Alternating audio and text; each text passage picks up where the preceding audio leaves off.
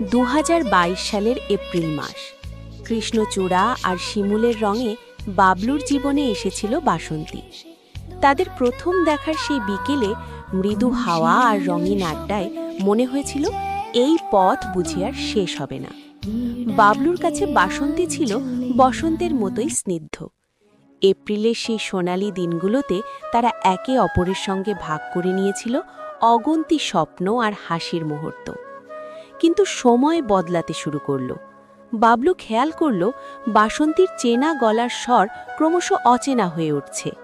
এখন আর বাবলুর পাঠানো মেসেজগুলো সঙ্গে সঙ্গে নীল রঙে রাঙায় না, ঘণ্টার পর ঘণ্টা পার হয়ে যায় কোনো উত্তর ছাড়াই। বাবলু যখনই কথা বলতে চায় বাসন্তী ব্যস্ততার অজুহাতে নিজেকে সরিয়ে নেয়। ফোন দিলে কেটে যায় অথবা ওপাশে নীরবতা নেমে আসে। বাবলু বুঝতে পারে সে কেবল একটা পুরনো স্মৃতি হয়ে যাচ্ছে।